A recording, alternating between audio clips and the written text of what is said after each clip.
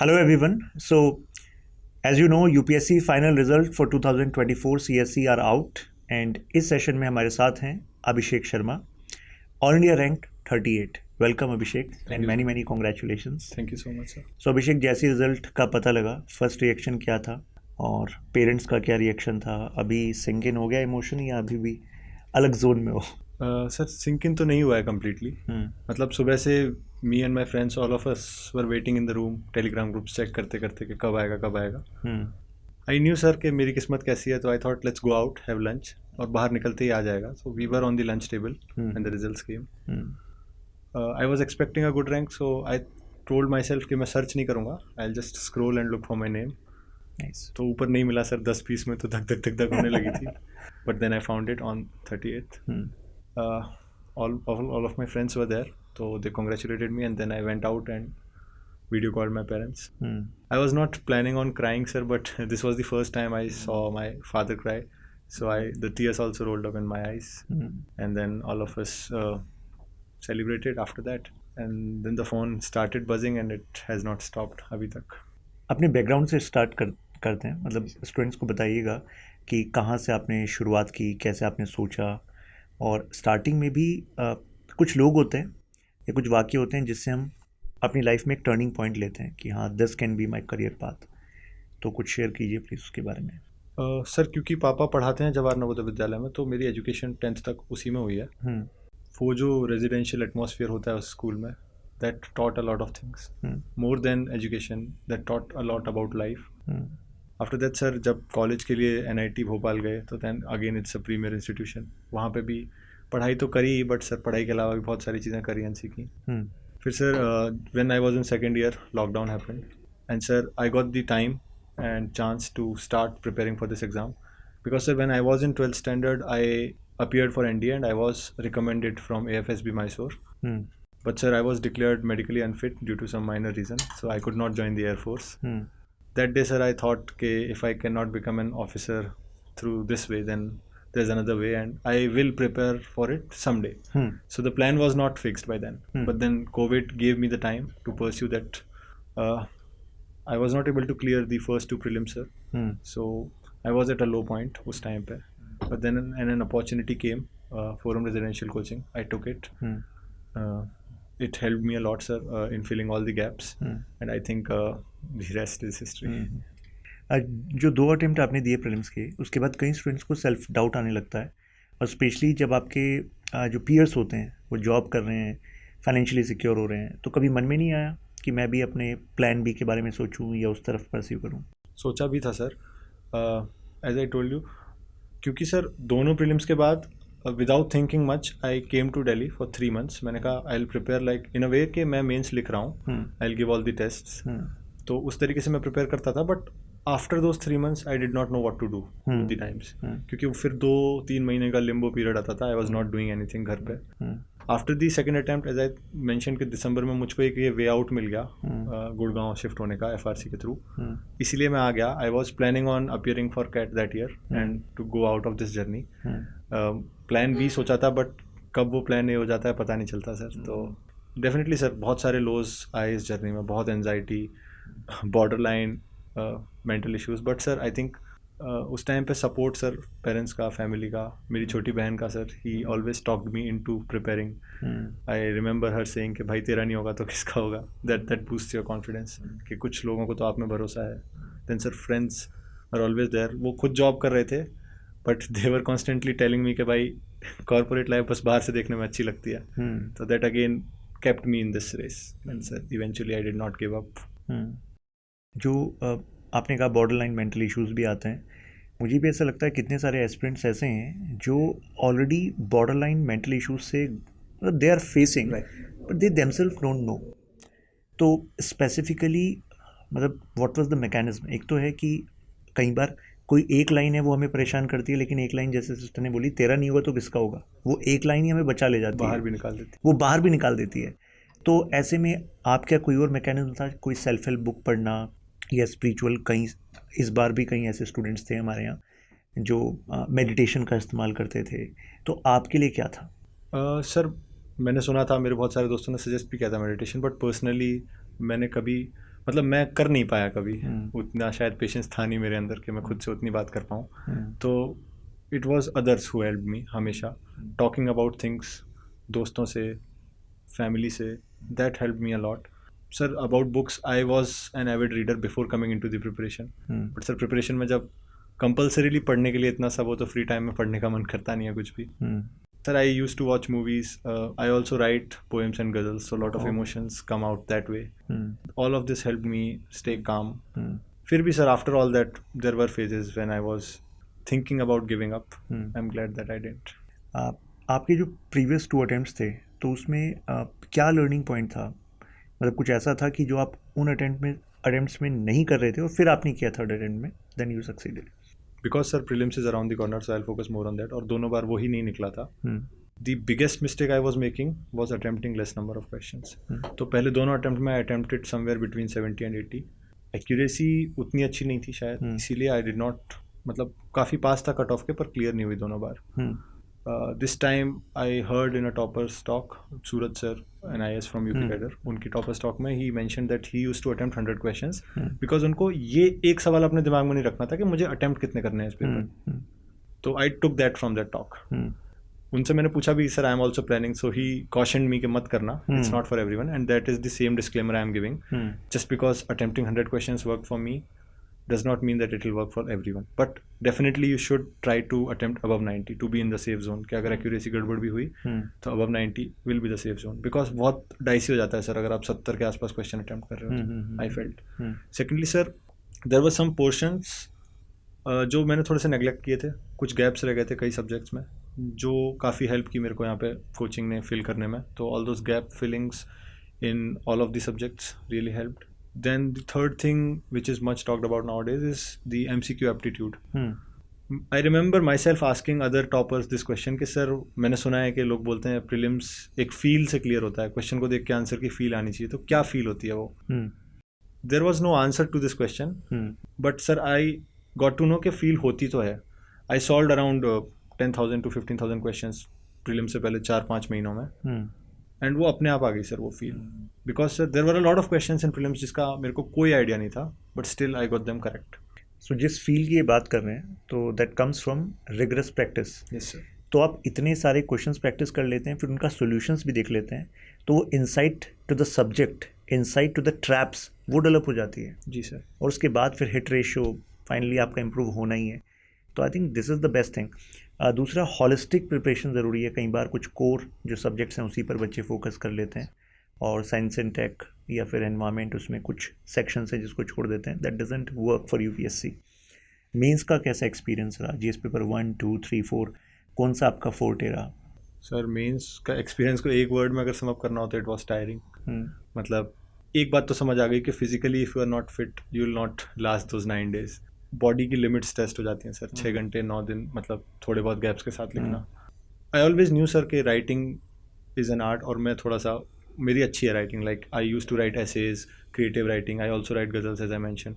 तो आई गज़ल तो मैं आपसे सुनूंगा, आपने दूसरी बार मेंशन किया है. जी सर. आपके डेस्क में भी था. जी सर. तो I also wrote, so I was sure कि ऐसे में अच्छा लिखूंगा. तो आई थिंक ऐसे, मतलब अभी मार्कशीट आई नहीं है तो आई शुड नॉट से this, but I am hoping कि उसमें अच्छे मार्क्स होंगे. देन सर जीएस में भी I was confident about GS 3, जिसमें बाकी लोगों को थोड़ा डर लगता है, because it is sort of objective the paper. मतलब आप अगर फैक्ट्स याद कर सकते हो तो यू कैन डू गुड. तो आई थिंक GS 3 ऐसे, and then ethics, limited amount of notes and revising them multiple times. तो एक कमांड आ गई थी नोट्स पे which help me write fast in the paper. ऐसे की तैयारी कब से आपने स्टार्ट करी? लगभग कितने ऐसे प्रैक्टिस किए होंगे? सर ऐसे की तैयारी जैसा मैंने कहा बचपन से ही हो रही थी किसी ना किसी लेवल पर, क्योंकि पापा इंग्लिश पढ़ाते हैं तो हमको बोल देते थे कि आज इस पर कुछ लिख के दिखाओ, इस पर कुछ लिख के दिखाओ. फिर सर यूपीएससी के लिए स्पेसिफिकली तैयारी शुरू से ही शुरू कर दी थी. जब पहला प्रीलिम्स नहीं निकला था उसके बाद आई रोट माई फर्स्ट ऐसे यूपीएससी के लिए. आई स्टिल हैव दैट ऐसे सर, बहुत गंदा लिखा था. बट सर जैसे दोनों साल प्रीलिम्स के बाद आई थिंक 7-8 ऐसेज लिखे होंगे 3 महीने में. तो इवेंचुअली वो एक फ्रेमवर्क डेवलप हो गया कि ज़्यादा सोचना ना पड़े, ब्रेनस्टॉर्मिंग कैसे करनी है. एग्जाम्पल्स अपने आप कलेक्ट होते गए.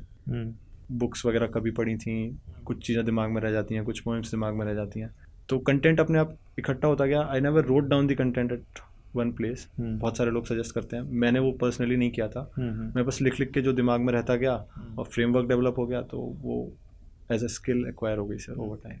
यहाँ पर ये बहुत बड़ी बात इंपॉर्टेंट, मतलब ये इंपॉर्टेंट है कि फ्रेमवर्क डेवलप होना ज़रूरी है, क्योंकि that is going to save the time. Right sir. और वो ये प्रैक्टिस इतने टाइम से कर रहे थे कि वो डेवलप हो रहा था। कई लोग सोचते हैं कि they have read around spectrum of topics, तो उसका ज़रूरी नहीं है कि आप अच्छा ऐसे लिख लेंगे, तो प्रैक्टिस उसके लिए ज़रूरी है। तो इनकी कन्वर्सेशन में डिस्क्लेमर ज़रूरी है। जी सर। मतलब sir a lot of students still write the GS वाला ऐसे ना, although the topic is not GS वाला टॉपिक, एग्जैक्टली। सो आई थिंक वहाँ पे मेरे को थोड़ा एज मिल सकता है, क्योंकि अभी मार्क्स नहीं आए तो मैं ज़्यादा नहीं बोलना चाहूँगा, पता चला मैं ऐसे पे बहुत सारा ज्ञान दे दूँ and the marks don't reflect that, but फिर भी आई थिंक फिलोसॉफिकल टॉपिक है तो फिलोसॉफिकल बातें करना ज़्यादा सही है, they expect that. And sir people often neglect the grammatical correctness in the essay paper. I always use to think कि कोई इंग्लिश का टीचर ही चेक करेगा और उनकी नज़रें पकड़ लेती हैं ग्रामर की गलतियों को, जैसे मतलब पापा वही पकड़ते थे, मैं उनको ऐसे भेजता था, तो उस पर भी थोड़ा सा काम करना बनता है, मतलब ग्रामेटिकल मिस्टेक्स अगर अवॉइड कर सकें तो ऑब्वियस मार्क्स नहीं कटेंगे उस पेपर में। जीएस पेपर 2 की मार्किंग कुछ अच्छी हो रही है, तो जीएस पेपर 2 का कैसे आपने प्रिपेयर किया? तो जीएस पेपर 2 में मोस्टली सब्जेक्ट्स वही रहते हैं जो थोड़े से डायनामिक हैं। सर वहाँ पे भी एफआरसी में क्लासेस हुई थी करंट अफेयर्स की, Dipin sir used to take those classes तब, तो उनका कंटेंट वाज वेरी हेल्पफुल, बहुत कंडेंस्ड फॉर्म में वो बहुत सारे टॉपिक्स को कवर करवा देते हैं, and that content was multipurpose as well. तो वो मतलब एक जगह का दूसरी जगह मैंने यूज़ किया है। Something I read for, I don't think I should say this on camera, but किसी आर्टिकल के लिए पढ़ी हुई चीज़ किसी और आर्टिकल में मैं बदल के लिख के आया हूँ। I think you have to do it. अगर कोई चीज़ आपको नहीं पता तो कोई और चीज़ जो आपने कहीं और पढ़ी थी उसको मोल्ड करके लिखना चाहिए। Mostly I was dependent on the जो टेस्ट मैंने लिखे थे उसके जो मॉडल आंसर्स मिलते थे हर टॉपिक के लिए, उसमें से कुछ cherry picking and Dipin sir के नोट्स, एंड सर जो मेरे प्रीलिम्स के नोट्स थे उसमें से जो पार्ट मेरे को चाहिए था मेंस के लिए वो डिराइव कर लिया था मैंने, तो लास्ट में एक कंडेंस्ड 50-60 पेज का बना लिया था GS2 के लिए। तो जीएस पेपर 2 के keyword wise your crisp notes were ready, तो दे हेल्प यू। ऑप्शनल, तो आपने ऑप्शनल की प्रिपरेशन कब से शुरू करी थी? सर जब मैंने प्रिपरेशन शुरू की थी यूपीएससी की, आफ्टर फर्स्ट 6 मंथ्स, मतलब फर्स्ट 6 महीनों में मैंने ट्राई किया कि मैं जीएस के जितने सब्जेक्ट्स पढ़ सकूं, तो 3-4 मेजर सब्जेक्ट्स खत्म किए। उसके बाद I totally shifted to optional कि भाई ये खत्म करना है, इट्स अ मेजर पार्ट। तो नेक्स्ट 5-6 महीने I give to optional. Online मैंने कोर्स परचेज किया था डायस का, डायस से डीपी वाजपेयी सर से फिजिक्स पढ़ी थी मैंने। सर मतलब 12th के बाद नहीं पढ़ी थी मैंने फिजिक्स कभी, बट 12th तक मुझे वो सब्जेक्ट बहुत पसंद था, तो वो प्रोसेस पढ़ने की बहुत इन्जॉयबल थी, तो मैं थका नहीं पढ़ते पढ़ते। फिर सर 2 साल मेंस देने का मौका तो नहीं मिला, बट फिजिक्स की टेस्ट सीरीज़ मैंने दोनों साल लिखी थी सर के साथ। वही सर, उसके बाद बहुत कंडेंस फॉर्म में नोट्स आ चुके थे, बार बार वो रिवाइज करके टेस्ट लिखने थे, PYQ सॉल्व किए, PYQ के मॉडल आंसर्स बना लिए, एंड जस्ट फिजिक्स में भी पेपर सर PYQ बेस्ड काफ़ी रहता है। आई थिंक 50-60% सिमिलर कॉन्सेप्ट्स पे क्वेश्चंस आते हैं, तो दैट हेल्प सर PYQ अच्छे से सॉल्व करना। और इंटरव्यू का क्या एक्सपीरियंस रहा, कैसा रहा, कुछ highlights? Sir actual interview was not an interview but more like an informal conversation, मतलब this is more an interview than that. वहाँ तो सर जितना भी आप सोच के जाओ कुछ कर नहीं पाते, the brain goes to autopilot mode, बाहर निकल के ऐसा लगता है कि कोई और कंट्रोल कर रहा था इन 20 मिनट में। और सर बहुत कम टाइम चला था मेरा interview, like 15 to 20 minutes only. I was मतलब थोड़ा सा डरा हुआ था कि इतनी देर में कोई कैसे जज कर लेगा, थोड़ा और बात करते, इतना प्रिपेयर किया था क्योंकि सर लास्ट में था मेरा, 4th of April को था, तो 4 महीने इंटरव्यू की प्रिपरेशन की थी, बहुत कुछ पढ़ा था, ज़्यादा कुछ पूछा नहीं, बट आई एम होपिंग कि अच्छे ही मार्क्स मिले होंगे। इंटरव्यू में सर अगेन सबसे इंपॉर्टेंट चीज़ वही, आप अपने आइडियाज़ को कन्वे कितना अच्छे से कर सकते हो। अगर आपने कभी पब्लिक स्पीकिंग की है, जो कि मैंने स्कूल और कॉलेज दोनों में की थी, तो वो नेचुरल कॉन्फिडेंस आपके बात करने के तरीके में दिखता है। I think that's what they are looking for essentially, कि can he put his ideas. इन 4 महीनों में आपने क्या किया था? सो सर आई प्लान के 15-15 दिन के इंटरवल पे I will give a mock interview, and in those 15 days I will try to improve myself from the previous mock. सबसे पहले तो सर वही डेफ में से कीवर्ड्स निकाल के आई prepared all around that, previous year की ट्रांसक्रिप्ट्स देख के कि उन कीवर्ड्स में से क्या क्वेश्चंस पूछ रहे हैं। Then the second component was current affairs. Sir मतलब I never read newspaper during my preparation, कभी नहीं पढ़ा sir. Again disclaimer, some people really like to read it, but मैं कभी पढ़ नहीं पाता था sir, it takes a lot of patience. तो इस टाइम पे मुझे बहुत लोगों ने बोला कि नहीं पढ़ना ही पड़ेगा, तो मैंने पढ़ने की कोशिश की। कई बार स्ट्रीक बनती थी 7-8 दिन की, फिर टूट जाती थी। बट सर आई इंश्योर्ड कि कहीं ना कहीं से करंट अफेयर्स पढ़ता रहूँ। कभी यूट्यूब पे कोई वीडियो देख ली, आज अगर न्यूज़पेपर नहीं पढ़ पाया तो किसी का, जैसे 3 दिन नहीं पढ़ पाया तो कोई कंपाइलेशन देख लिया, weekly compilation. But I stayed in touch with the current affairs and more about I discussed them with some of my friends, जिससे वो दिमाग में बैठ गया आइडियाज़ डिस्कशंस के दौरान। और sir mock to mock I try to improve. ये खास बात उन्होंने बताई है कि न्यूज़पेपर ऐसा नहीं है कि रेगुलरली नहीं पढ़ पा रहे हैं तो उसका मतलब है कि कवर नहीं हो पाएगा। हर साल कितने सारे स्टूडेंट्स ऐसे होते हैं, क्योंकि अल्टीमेटली हमें तो करंट अफेयर्स को एक्सट्रैक्ट करना है, स्टैटिक्स के साथ कनेक्ट करना है, and then we need to know how to use it. तो आपने करंट अफेयर्स की प्रिपरेशन कैसे की थी? Sir for prelims they released the Forum IAS releases quarterly document. मतलब मैंने खुद को यही बोला था कि बहुत ज़्यादा हाथ पैर नहीं मारने हैं करंट के लिए प्रीलिम्स में। एक सोर्स पकड़ूंगा, I read that multiple times, उसमें से कुछ आया तो ठीक है, नहीं आया तो देन बी इट। तो वो क्वार्टरलीज मैंने पढ़े थे चारों, एंड देन सर कुछ क्लासेस भी ली थी वहाँ पे दीपेन सर ने प्रीलिम्स के लिए करंट अफेयर्स की। तो आई थिंक बस उतना ही था प्रीलिम्स के लिए मेरा। एंड देन अगेन मेंस में वहाँ पे जो दीपेन सर की क्लासेस हुई थी करंट अफेयर्स की, दैट वाज इट सर। मतलब बहुत ज़्यादा हाथ पैर नहीं मारे, I just try to utilize जितना भी है मेरे पास उसको मैक्सिमम कैसे इधर उधर अलग अलग पेपर में कैसे यूज़ कर सकता हूँ। I worked on that. Great. कुछ यूपीएससी के मिथ्स जो आपको लगता है स्टूडेंट शुड नो?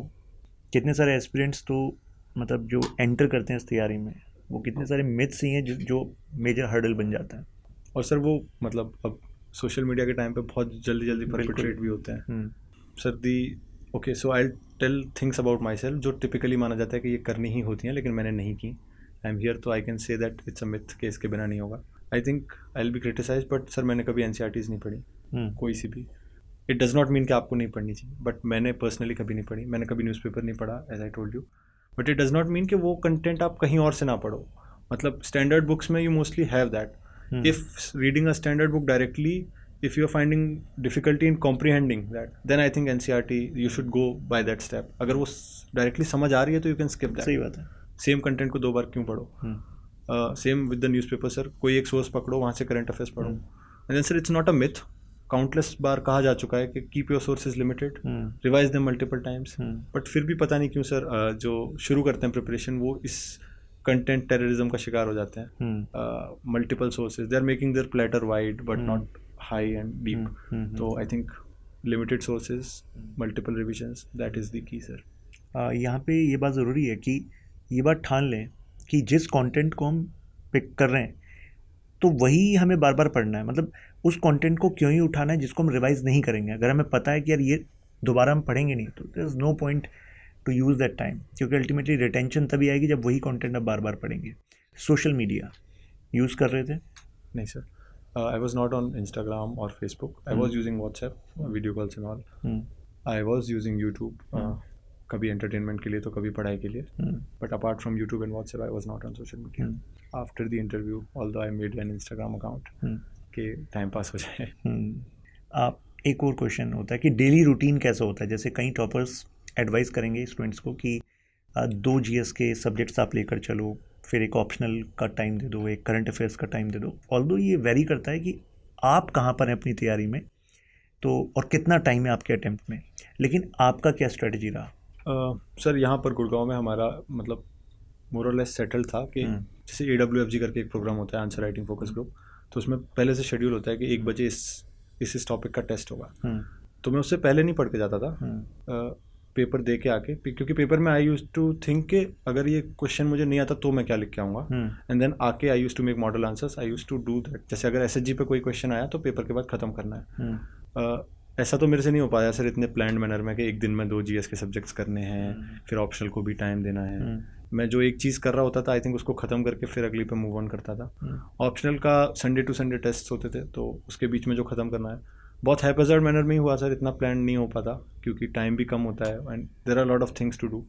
तो just and sir more than the number of hours I think you should tick boxes कि इस संडे को फिजिक्स के इस टॉपिक का टेस्ट है तो इस वीक मुझे वो कैसे भी करना है, चाहे वो पहले 2 दिन में करके ख़त्म कर दूँ, चाहे हर दिन थोड़ा थोड़ा करके करूँ।